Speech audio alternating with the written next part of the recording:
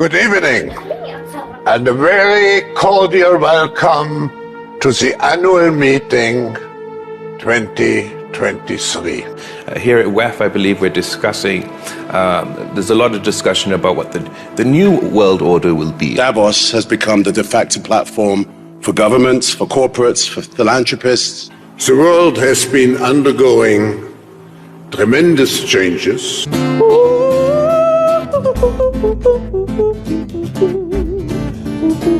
What does it need to master the future, to construct and to shape the future?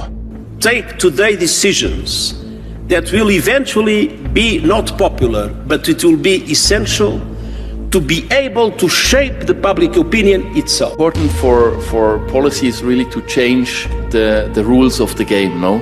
We, select group of human beings, because of whatever touched us at some point in our lives, are able to sit in a room and come together.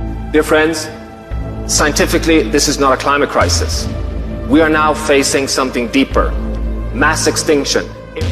The next decades will see the greatest industrial transformation of our time.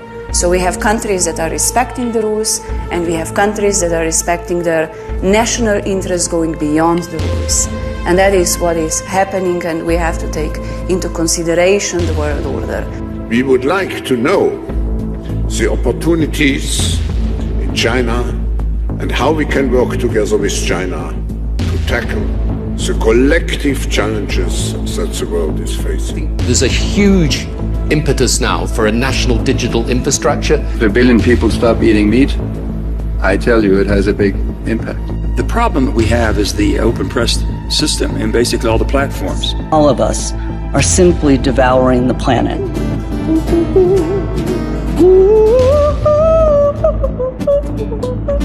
Spread ways start to have their brainwave data collected, the insights that we can gain through pattern recognition will exponentially increase and pretty quickly. We will have proteins not coming from meat in the future.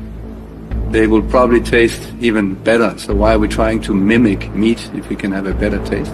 It's 5 minutes walk from all of your needs.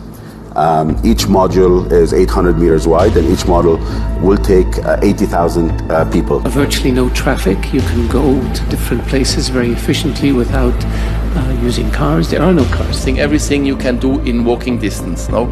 And by doing that, no, people don't buy a car, and it's not felt like actually they would like to have a car and they are not allowed to have it, but they simply don't need it.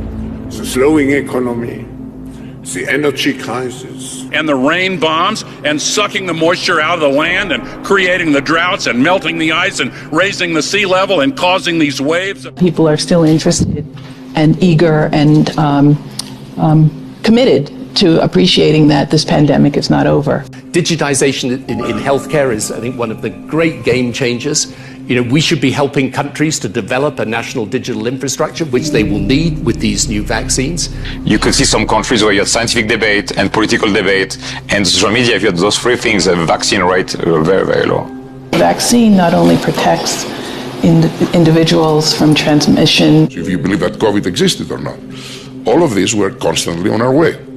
And you know, I'm a businessman, I'm a scientist. One of the most important things in a society is the flow of information and getting truth to the right people.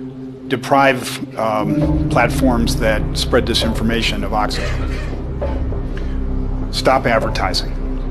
Pull your promotion money. Make sure that they understand that they have a consequential impact on society. Our message was clear. We have the rules which have to be complied with, and otherwise there will be sanctions. Collaboration between the private sector and the government, especially the FBI, has, I think, made significant strides.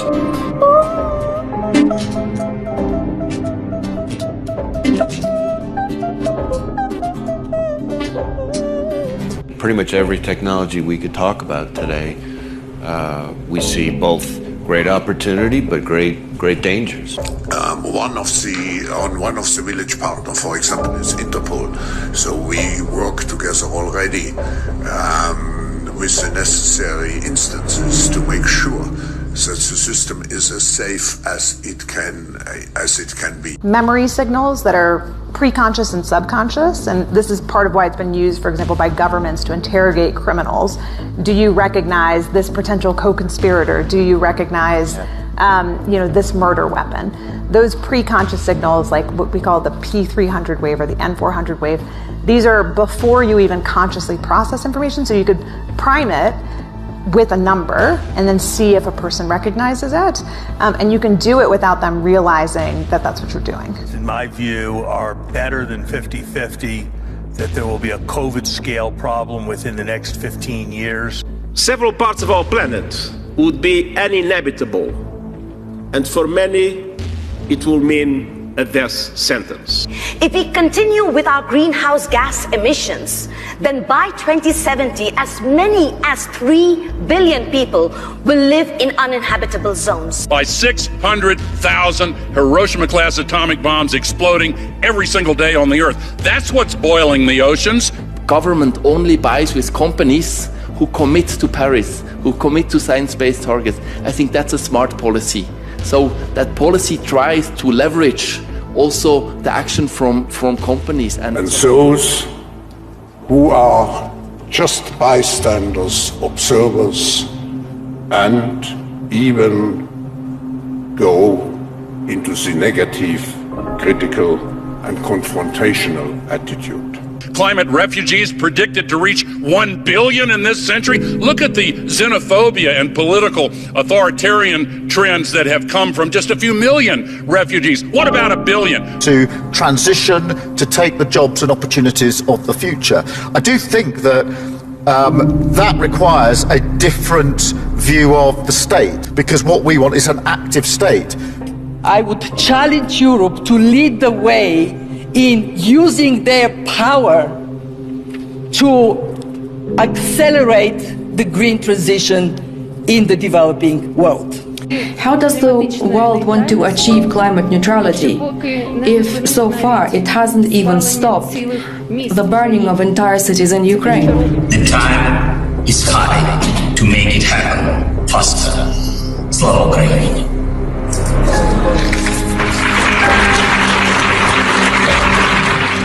Weapons,